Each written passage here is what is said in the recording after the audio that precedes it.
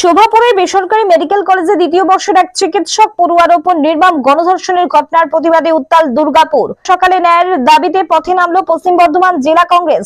জেলা সভাপতি দেবেশ চক্রবর্তীর নেতৃত্বে কংগ্রেস কর্মী সমর্থকরা দুর্গাপুর নিউ টাউনশিপ থানার সামনে বিক্ষোভ প্রদর্শন করেন। বিক্ষোভকারীরা অভিযুক্তদের দ্রুত গ্রেপ্তার এবং কঠোর শাস্তির দাবিতে স্লোগানে মুখর করে তোলেন থানা চত্বর। দেবেশ চক্রবর্তী জানান, স্থানীয় কংগ্রেস নেতৃত্বের অভিযোগ, রাজ্যের আইন শৃঙ্খলা পরিস্থিতি ক্রমশ ভেঙে পড়ছে এবং নারীদের নিরাপত্তা এখন প্রশ্নের মুখে। বিক্ষোভ শেষে জেলা কংগ্রেসের পক্ষ থেকে থানায় একটি স্মারকলিপি জমা দেওয়া হয়। চিকিৎসক পড়ুয়ার ওপর এমন নৃশংস ঘটনার পর দুর্গাপুরবাসী ক্ষোভে ফুঁসছে। রাজনৈতিক দল থেকে সাধারণ মানুষ সকলেই চাইছেন ন্যায় বিচার। এখন দেখার প্রশাসন কতটা দ্রুততার সঙ্গে অভিযুক্তদের বিরুদ্ধে কঠোর পদক্ষেপ গ্রহণ করে। পশ্চিম বর্ধমানের দুর্গাপুর থেকে নিমাই দাসের রিপোর্ট, বাংলা এমজি নিউজ। এখানে তৃণমূলের নেতাদের দলদাসে পরিণত হয়েছে পুলিশ প্রশাসন। মেলা খেলা, তৃণমূলের সিকিউরিটি দেওয়া, তৃণমূলের কাউন্সিলর এমএলএ এমপিদের তাবেদারি করা পুলিশের একটা প্রধান বৈশিষ্ট্য হয়ে দাঁড়িয়েছে। তারপরে রোডের পাশে দাঁড়িয়ে ট্রাফিকের নামে ঝুলুমবাজি করবে, কয়লা বালি থেকে উৎকোচ তারা তুলবে, এই এখন পুলিশের বড় ভূমিকা হয়ে দাঁড়িয়েছে। আর পুলিশের ওসিরা তারা যেখানে দেখে শান্তিপূর্ণ আন্দোলন হচ্ছে, সেই শান্তিপূর্ণ আন্দোলনকে তারা স্তব্ধ করার জন্য এগিয়ে যায়।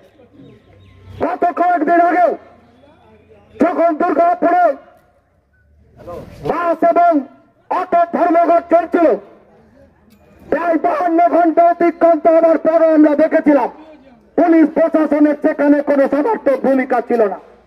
আমরা সেদিন এসডিওর কাছে টাইম নিয়ে সেখানে দেখা করে বলতে গেছিলাম যে অবিলম্বে সরকারি বাস পরিষেবা চালু করার জন্য, কিন্তু এই থানার ওসি সেদিনকে ওইখানে কংগ্রেসী কর্মীদের উপর নির্বিচারে লাঠি বর্ষণ করেন।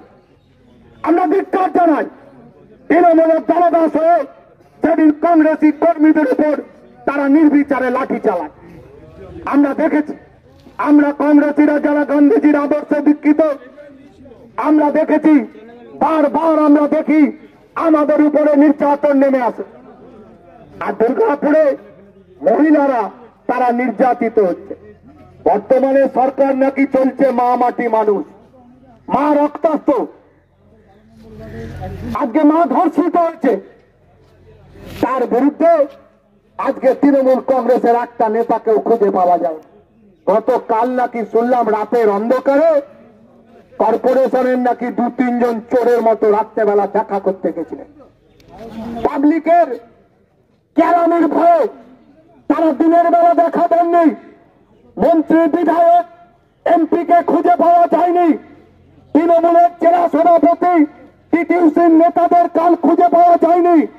রাতের অন্ধকারে চোরের মতো কয়েকজন গিয়ে সেখানে গিয়ে নির্যাতিতার সঙ্গে দেখা করতে গেলে, আর আমাদের সেখানে আটকানো হচ্ছে যাতে সত্যটা ওপেন না হয়, যাতে নির্যাতিতা ওই বাচ্চা মেয়েটি সে যেন তার সমস্ত কথা আমাদের সামনে তুলে ধরতে না পারে।